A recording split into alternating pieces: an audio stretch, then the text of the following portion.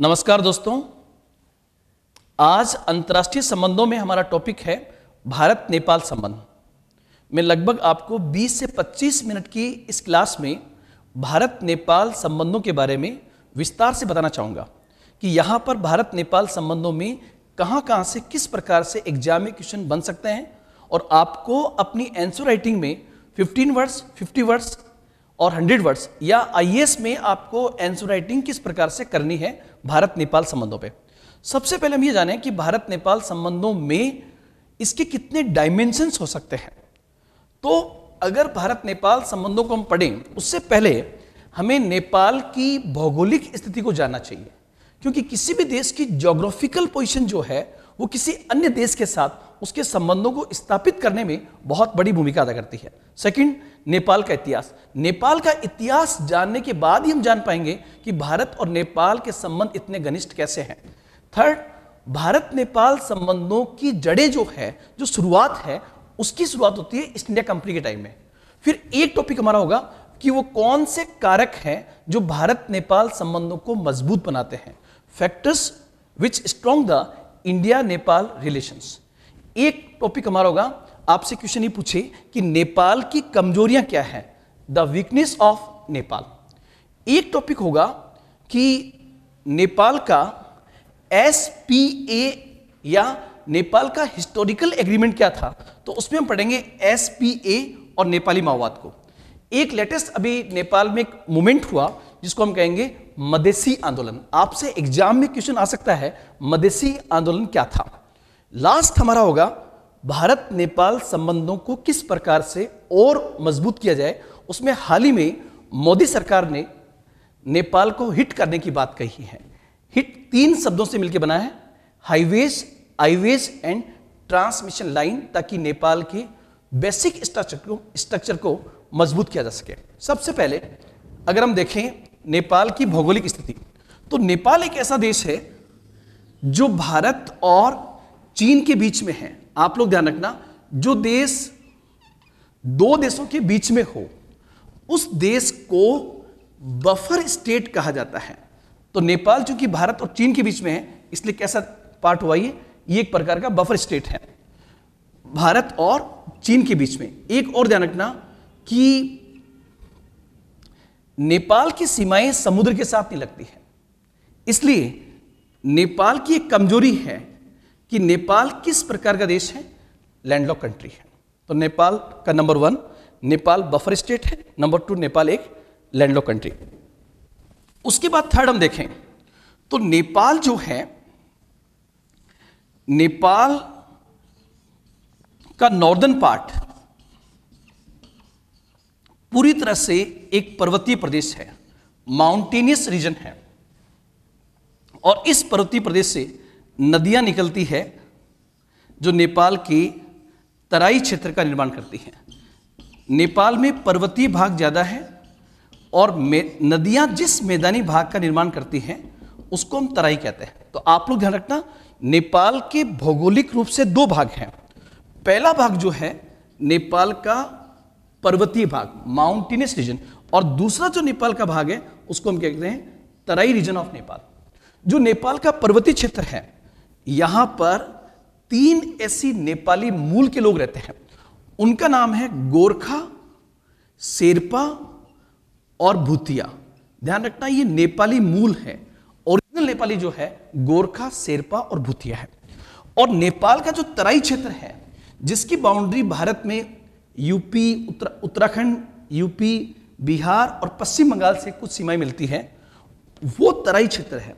वहां पर बहुत बड़ी संख्या में भारतीय मूल के लोग जाकर बस गए। उनका आज भी भारत के साथ रोटी बेटी का संबंध है। नेपाल के तराई क्षेत्र में बसे, वापस बोल रहा हूं, नेपाल के तराई क्षेत्र में बसे भारतीय मूल के लोगों को किस नाम से जानते हैं? मधेसी। आपसे पूछे कि मधेसी क्या है, भारतीय मूल के वे लोग जो नेपाल के तराई क्षेत्र में बस गए उन्हीं को मधेसी कहते हैं। और एक क्वेश्चन लास्ट में है, मधेसी आंदोलन क्या है? हाल ही में नेपाल का जो संविधान तैयार हुआ उसमें मधेसियों के साथ भेदभाव किया है, अतः उन्होंने उस भेदभाव का विरोध करने के लिए नेपाल में जो आंदोलन चलाया उसे ही मदेशी मूवमेंट के नाम से जाना जाता है। तो यहां पर ये पॉइंट आप ध्यान रखेंगे। इसके साथ साथ तो ये इसका भौगोलिक पार्ट हुआ। इस भौगोलिक पार्ट में एक चीज समझना आप कि नेपाल का ज्योग्राफिकली झुकाव भी भारत की ओर है, जो भारत नेपाल संबंधों को मजबूत करता है। झुकाव कैसे है कि नेपाल की मैक्सिमम रिवर्स जो है वो नेपाल के पर्वतीय क्षेत्र से निकलकर किस ओर आती है, भारत की ओर आती है।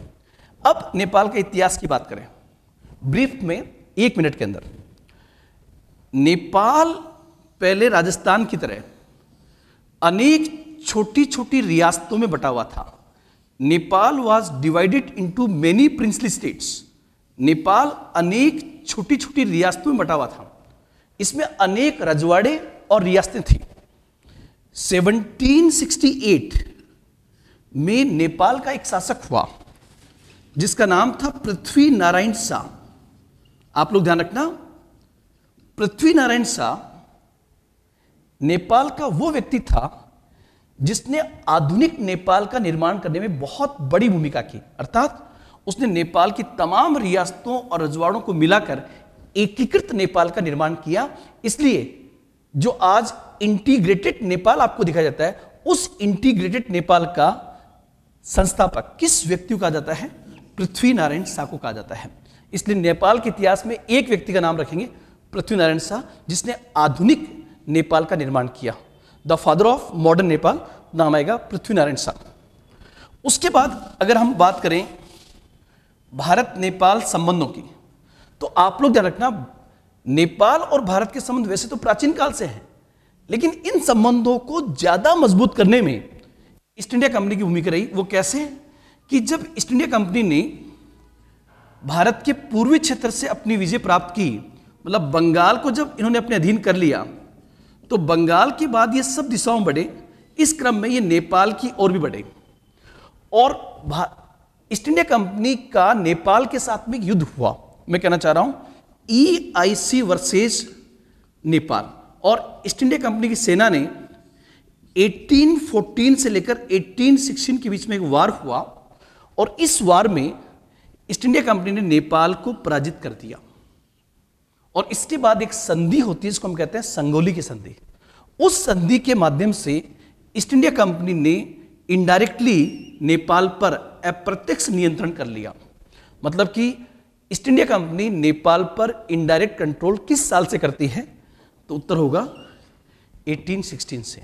उसके बाद 1816 के बाद में जैसे जैसे ईस्ट इंडिया कंपनी का वहां झुकाव हुआ, संबंध स्थापित हुए, तो बहुत सारे नेपाली गोरखाओं को ईस्ट इंडिया कंपनी की सेना में शामिल किया गया और वहां से भारत और नेपाल के सैन्य संबंध स्टार्ट होते हैं। क्योंकि आज भी भारत में गोरखा रेजिमेंट जो बनी हुई है वो किसके कार्यकाल में बनी हुई है? ईस्ट इंडिया कंपनी का कार्यकाल। तो ये पॉइंट भी हम आगे ध्यान रखेंगे। और उसके बाद में ध्यान रखना कि जब भारत आजाद हुआ और अंग्रेज भारत से चले गए, तो उसके बाद 1950 में 1950 में भारत और नेपाल के मध्य एक ऐतिहासिक मित्रता संधि हुई थी, जिसमें यह तय हुआ कि दोनों देशों के बीच की जो बाउंड्री है वो ओपन रहेगी।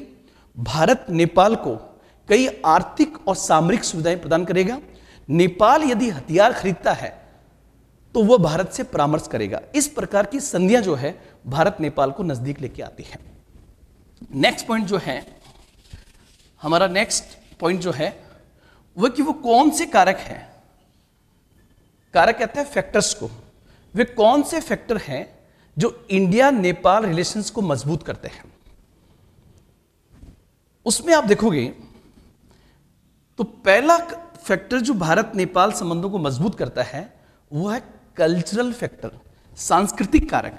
सांस्कृतिक कारक ऐसे कि भारत और नेपाल के एक जैसे रीति रिवाज हैं, समान विधियां हैं, समान संस्कार है, समान सामाजिक मूल्य है, सोशल वैल्यूज है।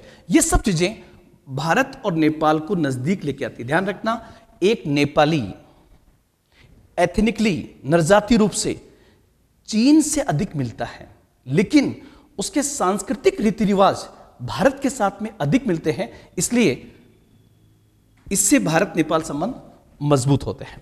दूसरा फैक्टर भौगोलिक है, ज्योग्राफी। पहला फैक्टर सांस्कृतिक, दूसरा ज्योग्राफिकल। कैसे? नेपाल के पहाड़ी क्षेत्र से निकलकर तमाम नदियां भारतीय क्षेत्र में प्रवेश करती हैं। ये नदियां भारत नेपाल संबंधों को मजबूत करने में बड़ी भूमिका अदा करती है। सेकंड जो है, भारत और नेपाल की एक लंबी खुली सीमा है जो दुनिया के किसी भी देश में नहीं है, ओपन बाउंड्री है। उसका एक बेस्ट एग्जांपल नेपाल में, अभी यूरोपियन यूनियन में इस प्रकार की ओपन बाउंड्री की कॉन्सेप्ट आया है, लेकिन भारत और नेपाल के बीच में इस प्रकार का कॉन्सेप्ट 1950 से है। तो एक ओपन बाउंड्री जो है वो भी भारत नेपाल संबंधों को मजबूत करती है। तीसरा फैक्टर भारत नेपाल संबंधों को मजबूत करता है वो है आर्थिक कारक, इकोनॉमिक फैक्टर। कैसे? भारत सरकार ने नेपाल को बॉम्बे और कलकत्ता बंदरगाह पर विशेष सुविधाएं प्रदान कर रखी है। तो पहला उत्तर बंदरगाह। दूसरा, भारत आर्थिक रूप से ऐसी कई परियोजनाएं चला रहा है जो नेपाल की आधारभूत संरचना को मजबूत करने में इंपॉर्टेंट रोल अदा कर रही है। तीसरा जो है आर्थिक में ही, नेपाली मजदूरों को भारत में विशेष सुविधाएं, special facilities to Nepali labours in India, Nepali मजदूरों को भारत में विशेष सुविधाएं। और फोर्थ जो है, भारतीय व्यापारियों को नेपाल में विशेष सुविधाएं। ये चार फैक्टर जो है आर्थिक में आएंगे जो भारत नेपाल संबंधों को मजबूत करते हैं। एक चीज ध्यान रखना, नेपाल की सुरक्षा पर भारत की सुरक्षा निर्भर है।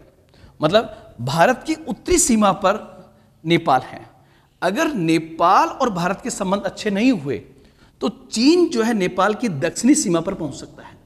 इसलिए यह एक महत्वपूर्ण फैक्टर है कि भारत ने सामरिक रूप से नेपाल की इस चीज को ध्यान में रखते हुए नेपाल के साथ हमेशा बेहतर संबंध स्थापित करने का प्रयास किया, क्योंकि भारत की सुरक्षा नेपाल की सुरक्षा पर निर्भर है। अतः चीन को प्रति संतुलित करने के लिए भी भारत ने नेपाल को अनेक सुविधाएं प्रदान की। तो आपसे क्वेश्चन ये पूछे कि भारत नेपाल संबंधों को मजबूत करने वाले कारक कौन से हैं, तो उसमें आपका उत्तर होगा कल्चरल फैक्टर, सांस्कृतिक कारक, ज्योग्राफिकल फैक्टर, भौगोलिक कारक, इकोनॉमिक फैक्टर। इकोनॉमिक में ये चार फैक्टर, और एक हो जाएगा स्ट्रेटेजिकल फैक्टर। ये आपके इसमें आएंगे। उसके बाद में आपसे क्वेश्चन पूछे कि नेपाल की कमजोरियां क्या है, द वीकनेस ऑफ नेपाल। तो नेपाल की कमजोरियां हैं, नंबर 1, पहला पॉइंट आप बताना, नेपाल की अर्थव्यवस्था बहुत ही कमजोर है। नेपाल की अर्थव्यवस्था कमजोर होने से यहां पर गरीबी और बेरोजगारी ज्यादा है, यहां के रुपए के मूल्य बहुत कम है, इसलिए नेपाल आर्थिक दृष्टिकोण से एक कमजोर देश माना जाता है। पहला आर्थिक। नंबर 2 जो है भौगोलिक। नेपाल एक पर्वतीय देश है, हिमालय की महाभारत रेंज नेपाल से गुजरती है। नेपाल में दुनिया की कई ऊंची चोटियां हैं, ये नेपाल के सौंदर्य को तो बढ़ाती है, लेकिन आर्थिक दृष्टिकोण से ये नेपाल के हित में नहीं है। तीसरा हम पहले इसकी बात करें, प्राकृतिक आपदाएं। आप जैसा कि आप सब लोग जानते हैं, हिमालय एक नवीन और वलित पर्वत श्रेणी है। Himalaya is a new and folded mountain range, और जो नवीन और वलित पर्वत श्रेणी होती है वहां पर भूकंप की संभावनाएं सबसे अधिक होती है। और चूंकि नेपाल से हिमालय गुजर रहा है तो नेपाल में प्राकृतिक आपदाएं, विशेष रूप से भूकंप अधिक आते हैं, जिससे नेपाल की अर्थव्यवस्था का नुकसान होता है। और फोर्थ फैक्टर मैंने आपको राजनीतिक बना दिया है। राजनीतिक क्या है, तो 1950 में जब भारत नेपाल संधि हुई थी, उसके बाद से हम लें तो नेपाल में एक लंबा संघर्ष चला। किसके बीच में? नेपाली राजतंत्र वर्सेस नेपाली डेमोक्रेटिक पार्टीज। उसके बाद 1990 के दशक में चीन के सपोर्ट से नेपाल में माओवाद शुरू हुआ, जो कि एक हिंसक आंदोलन था। उस हिंसक आंदोलन ने नेपाल को कमजोर करने, नेपाल को राजतंत्र को कमजोर करने में बहुत बड़ी भूमिका अदा की। इसलिए नेपाल में पिछले 20 साल से राजनीतिक अस्थिरता है, पॉलिटिकल अनस्टेबिलिटी है। उसका कारण क्या है? राजतंत्र वर्सेस नेपाली माओवाद वर्सेस डेमोक्रेटिक पार्टीज। तो ये नेपाली माओवाद लगातार बढ़ता गया। तो इस राजनीतिक अस्थिरता को खत्म करने के लिए 2006 में नेपाल में एक ऐतिहासिक समझौता हुआ, जिसको हम हिस्टोरिकल एग्रीमेंट कहते हैं। ये एग्रीमेंट किसमें हुआ? 7 पार्टी अलायंस, मतलब 7 राजनीतिक दल वर्सेस नेपाली माओवाद। और नेपाली माओवाद में सबसे बड़ा नाम आता है पुष्प कमल दहल उर्फ प्रचंड, जो नेपाल के 2 बार पीएम अब रह चुके हैं। ध्यान रखना, इस समझौते को ऐतिहासिक समझौता क्यों कहा जाता है? 2006 में नेपाल में जो समझौता हुआ उसे ऐतिहासिक क्यों कहते हैं? क्योंकि इसी समझौते के साथ नेपाल में राजतंत्र का अंत हो गया, end of monarchy, number 1। Number 2, उससे भी ज्यादा अचंभित करने वाला पॉइंट था कि नेपाली माओवादियों ने हिंसा का रास्ता छोड़ दिया। और नंबर 3, अब नेपाल कैसा होगा, मतलब 2006 के बाद नेपाल कैसा होगा, इसके लिए यह तय किया गया कि नेपाल में एक संविधान सभा का चयन किया जाएगा। तो 2006 में जो ऐतिहासिक समझौता हुआ, हिस्टोरिकल एग्रीमेंट, ये 7 पार्टी अलायंस, मतलब लोकतांत्रिक पार्टियों एवं नेपाली माओवाद के बीच में हुआ था। इसको ऐतिहासिक क्यों कहते हैं? 3 कारणों से। नंबर 1, नेपाल में राजतंत्र का अंत होना, नेपाली माओवादी द्वारा हिंसा का रास्ता छोड़ना और राजनीति की मुख्य धारा में आना, in the main stream of politics. और तीसरा, नेपाल में नए संविधान का निर्माण की तैयारियां करना। इस कारण से ये ऐतिहासिक माना जाता है।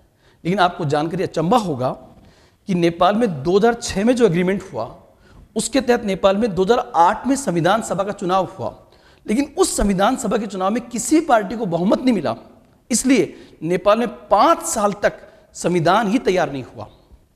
उसके बाद नेपाल में 2013 में वापस संविधान सभा का चुनाव हुआ और उस संविधान सभा के तहत नेपाल में नया संविधान 2015 में बनकर तैयार हो गया है।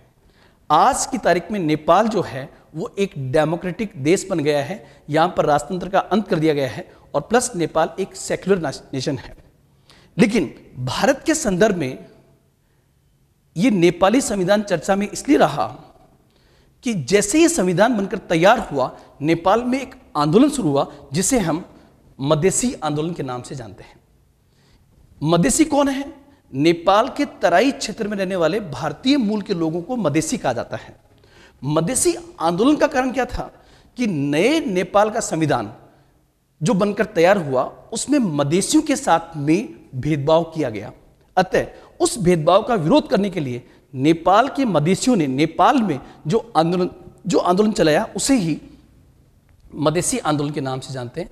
इसमें काफी हद तक उनको संतुष्ट करने का प्रयास किया गया है, इसलिए वर्तमान में यह आंदोलन लगभग समाप्ति की ओर है।